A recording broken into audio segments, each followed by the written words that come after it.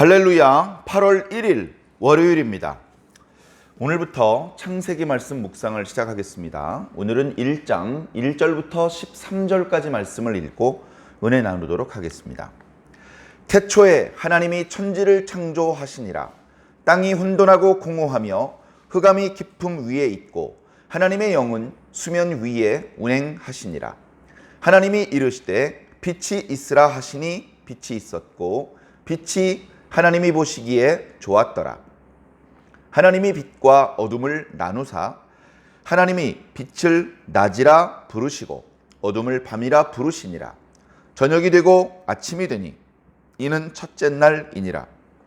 하나님이 이르시되 물 가운데에 궁창이 있어 물과 물로 나뉘라 하시고 하나님이 궁창을 만드사 궁창 아래의 물과 궁창 위의 물로 나뉘게 하시니 그대로 되니라. 하나님이 궁창을 하늘이라 부르시니라. 저녁이 되고 아침이 되니 이는 둘째 날이니라. 하나님이 이르시되 천하의 물이 한 곳으로 모이고 묻이 드러나라 하시니 그대로 되니라. 하나님이 묻을 땅이라 부르시고 모인 물을 바다라 부르시니 하나님이 보시기에 좋았더라. 하나님이 이르시되 땅은 풀과 씨 맺는 채소와 각기 종류대로 씨 가진 열매 맺는 나무를 내라 하시니 그대로 되어 땅이 풀과 각기 종류대로 씨 맺는 채소와 각기 종류대로 씨 가진 열매 맺는 나무를 내니 하나님이 보시기에 좋았더라. 저녁이 되고 아침이 되니 이는 셋째 날이니라. 아멘. 감사합니다. 창세기 말씀 묵상을 시작합니다. 창세기 말씀 50장까지 있는 결코 가볍지 않은 분량의 말씀인데 그 첫 말씀을 오늘 이렇게 시작을 했습니다. 앞으로 이 말씀 묵상을 이어나갈 때 하나님의 특별하신 은혜가 있기를 간절히 기도합니다. 요즘 핸드폰 또 컴퓨터를 이용할 때가 많이 있기 때문에 이렇게 종이로 된 책의 첫 페이지 창세기 1장 1절을 펼칠 일이 그렇게 많지 않습니다. 저도 오랜만에 이 부분을 펼쳐보는 것 같습니다. 펼쳐보고 나니까 이제 왼쪽에 성경책 이렇게 그 구약 성경 목록도 있고 뭐 괄호 안에 보니까 약자도 보이고 그렇습니다. 신앙생활 하다 보면 이제 필요한 부분인데요. 그러면서 이제 오른쪽 페이지에 말씀이 시작되죠. 자, 오늘은 이제 천지 창조의 이야기를 전부 다 이렇게 다루지는 않고 그 중에 이제 앞부분 13절까지 말씀만 이렇게 끊어서 묵상을 하고 있습니다. 하나님께서 6일 동안 천지를 창조하셨죠. 천지를 창조하셨다는 말 자체에 여러 가지 문학적인 이제 표현 기법이 있는데요. 예를 들면 하늘하고 땅 두 개만 만드셨다. 다른 건 안 만드셨다. 이런 뜻이 아니고 하늘하고 땅은 인간이 보았을 때 완전 반대되는 두 개념이거든요. 그러니까 양쪽 끝 단에 있는 것을 거론함으로 해서 그 중간에 있는 모든 것을 다 만드셨다라고 표현하시는 겁니다. 하늘과 땅만 만드신 것이 아니고 그 가운데 모든 것을 만드셨죠. 빛과 어두움과 그 중간에 모든 것을 만드셨죠. 이쪽과 저쪽 그 사이의 모든 것을 하나님께서 만드신 것입니다. 그래, 구체적인 내용은 2절 이하에 나타나고요.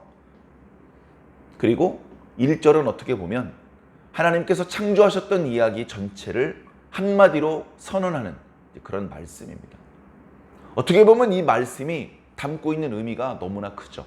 너무나 그렇게 다시 말해서 이 말씀은 단순히 1장과 2장의 창조의 어떤 말씀들의 요약인 것뿐 아니라 창세기 전체의 요약이기도 하고 성경 전체의 요약이기도 한 것입니다. 하나님께서 창조하셨다. 다른 분이 한 것이 아니다. 하나님께서 창조하셨다. 하나님께서 천지를 창조하셨다. 하나님이 창조하지 않은 것은 없다. 하나님께서 그만큼 능력이 강하시고 지혜가 높으시다. 하나님이 전부 다다. 하나님께서 창조하신 그 이후에 창조된 세상을 여전히 통치하고 계신다. 하나님과 대적할 만한 이인자라는 것은 없다. 많은 의미가 1장 1절 속에 녹아들어 있는 것입니다. 믿음의 눈으로 바라볼수록 더 많은 내용을 이 구절에서 찾아낼 수도 있을 텐데요. 앞으로 계속해서 말씀 묵상을 통해서 살펴보시기를 부탁을 드립니다. 자, 2절은 부분요, 창조 이전의 상태를 묘사하는 그런 말씀입니다. 땅이 혼돈하고 공허하며 흑암이 깊음 위에 있고 하나님의 영은 수면 위에 운행하시니라. 궁금한 점도 있죠. 이상한 점도 있습니다. 하나님께서 아직 아무것도 창조하지 않으신 상태라면서 땅이 있다니, 수면이 있다는 얘기는 물이 있다는 얘기인데, 그리고 그 뒤에 이어지는 이야기도 보면 처음부터 땅도 만드시고 물도 만드신 이야기는 없고, 그런 것들이 이미 있는 상태에서 그 다음 단계에 대한 설명들이 나타나고 있는 것이죠. 그러다 보니까 의아할 수 있습니다. 이 땅은 뭐냐? 이 수면, 이 물들은 뭐냐? 자, 이런 부분은요, 인간적으로 표현하면 모른다라고 말씀드릴 수밖에 없습니다. 성경은요, 모든 지식을 우리들한테 알려주지 않습니다. 몰라서 안 알려주는 것이 아닙니다. 우리에게 필요하지 않기 때문에 안 알려주시는 겁니다.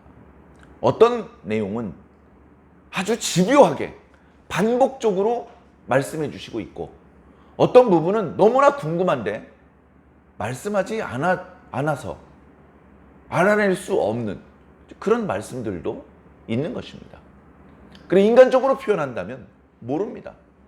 모른다고 말하는 것이 정직한 것이지, 억지로 나 사실 아는데 이건 이거야, 그렇게 말하는 것은 매우 위험한 것이죠. 자, 중요한 것은 그때 상태가 혼돈의 상태였다는 것입니다. 혼돈. 영어 쓰기 좋아하는 분은 이렇게 표현하더라고요. 카오스다, 카오스. 무질서의 상태고 혼돈의 상태다. 그런데 그 혼돈의 상황 속에 하나님이 개입해 들어오시면서 질서를 세워나가기 시작하셨다. 질서. 뒤죽박죽 섞여 있었는데, 야, 빛하고 어두움은 이쪽으로 나누어져. 야, 물도 한 군데 있지 말고 위쪽에 있는 물하고 아래쪽에 있는 물로 나누어져. 야, 물속에 땅이 있는 거 다 알거든? 땅하고 바다하고 나누어져. 이렇게 하나님께서 나누시는 일을 하고 계십니다.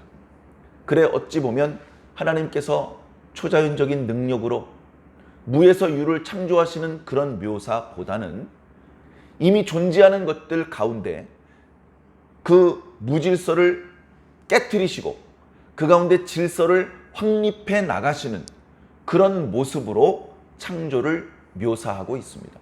그게 우리가 믿고 있는 성경, 또 창세기의 말씀입니다. 자, 그래서 우리는 분명히 알아야 됩니다. 네. 하나님께서 왜 무에서 유를 창조하지 못하십니까? 능력이 부족하십니까? 이런 거 의심하지 말고, 중요한 건 뭐라고요? 하나님께서 창조하셨다. 하나님께서 무질서 가운데 질서를 세우셨다. 그래서 창조가 된 세상은 어떤 세상이냐? 하나님의 질서에 의해서 만들어진 세상이다. 하나님의 질서에 의해서 움직여가는, 굴러가는 그런 세상이다. 그 세상에서 잘 살려면, 그 세상에서 행복하게, 건강하게, 오래오래 살려면 하나님께서 어떤 질서를 세우셨는지를 알아야 된다. 하나님께서 어떤 질서를 세우셨는지를 우리는 알아야 된다. 하나님께서 세우신 질서를 하나님께서는 천지 만물에 기록해 놓으셨다라고 사도 바울은 로마서에 기록하고 있습니다. 우리의 영성이 죄로 오염되지 않았다면 천지 만물을 바라보는 것만으로도 하나님께서 창조하신 거구나.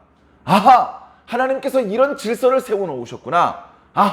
나도 그 질서를 따라야 하는구나 라는 것을 어렵지 않게 느낄 수 있었을 것이다 라고 말씀하고 있죠. 그러나 죄로 오염되고 나니까 그런 게 안 보입니다.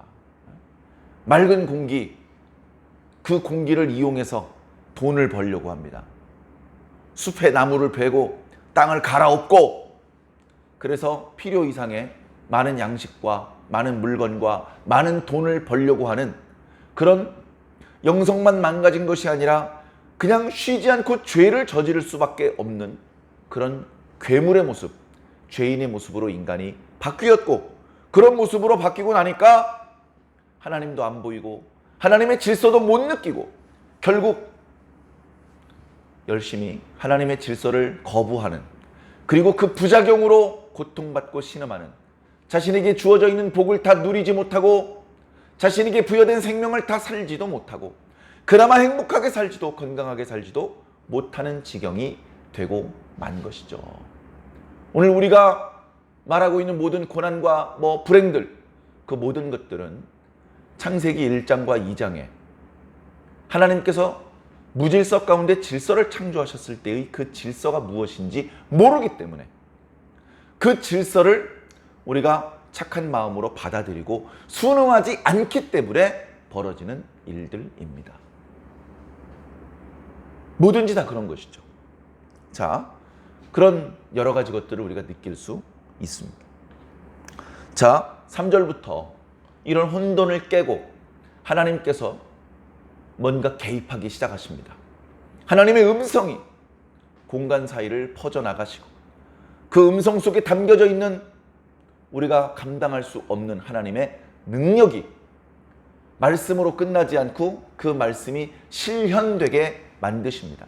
하나님께서 첫 번째로 하셨던 말씀은 빛이 있으라입니다. 이것도 드릴 수 있는 말씀, 드리고 싶은 말씀이 너무나 많이 있는데요. 생명이 존재하기 위해서 빛이 필수입니다. 빛이 필수입니다. 아직 땅도 없고, 아직 어떤 광명체도 없고, 상황이 지금 이게 어떤 상황인지 가늠하기 어려움. 과학자들은 확인할 길은 없으니까 아마 이런 것 같다라고 마음대로 말하는 걸 어떻게 막을 수 있겠습니까?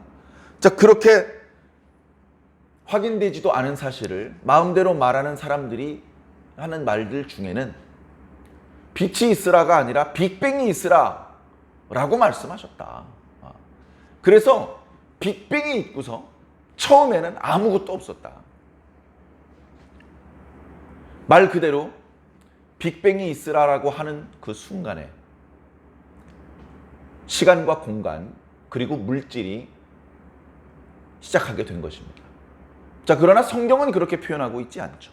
우리는 굳이 검증되지 않은 과학자들의 주장을 따르는 것이 아니고요. 이미 우리들에게 하나님께서 직접 주신 성경책의 말씀을 따르고 싶습니다. 빛이 있으라라고 말씀하셨습니다. 말씀하시자마자 빛이 있었습니다. 아주 순조롭게 창조가 진행되는 것이죠. 창조가 끝난 게 아닙니다. 시작된 겁니다. 근데 시작되는 첫 단추가 이렇게 순조롭게 꿰어지고 진행되는 것을 보니까 마지막 단계까지 거침없이 막힘없이 순조롭게 창조가 진행되겠구나라는 것을 이제 느낄 수 있죠. 하나님께서 보시고 매우 좋아하셨습니다. 창조하실 때마다 그렇게 말씀하셨습니다. 하나님께서 빛과 어두움을 나누셨습니다. 그리고 빛을 낮이라고 하시고 어둠을 밤이라고 하셨습니다. 그 저녁이 되고 아침이 되면서 하루가 지나갑니다. 바로 이 말씀 때문에 유태인들은 지금도 하루의 시작을 해가 떨어지면서 어두워지는 것을 하루의 시작이라고 생각합니다. 오후 6시쯤 하루가 시작돼서 다음날 오후 6시쯤 하루가 끝나는 것이죠. 안식일의 개념도 그렇고 오늘 현대적인 어떤 개념이 아닌 구약 성경적인 개념에서 하루는 저녁에서 시작된다라는 그런 생각을 가지고 있는 것입니다. 바로 이 말씀 때문에 그렇죠. 자, 그리고 또 하나님께서 말씀하십니다. 물이 있다, 물. 하나님의 영이 수면 위에 운행하신다라고 말씀하셨는데 그 물들을 나누십니다. 그 물들을 크게 두 덩어리로 나누셔서 하나는 궁창 위에 있게 만들고 하나는 궁창 아래에 있게 만들어요. 이 궁창이 뭐냐? 궁창은 공간입니다. 공간. 허공, 비어있는 공간을 만드시는 거예요. 그 공간이 얼마나 큰 크기인지는 우리가 감히 말할 수 없죠. 그런데 어찌되었건 꽤 큰 공간을 중간에 비워 놓으십니다. 그래서 물이 많이 있었는데 그 물이 일부는 궁창 위로, 일부는 그냥 궁창 아래 원래 있던 자리에 그렇게 있게 만드셨습니다. 그래서 물과 물 사이에 공간이 생겼습니다. 그 공간을 하나님께서 하늘이라고 이름을 붙이셨습니다. 하늘이 있는데 땅은 없는 상태죠. 자, 그런 상태가 되게 만드시더니 그 다음 날에는 그 하늘 아래쪽에 있는 물을 향하여 명령을 하십니다. 뭐라고 말씀하시냐면 그 물 속에 묻이 드러나라. 묻이 드러나라.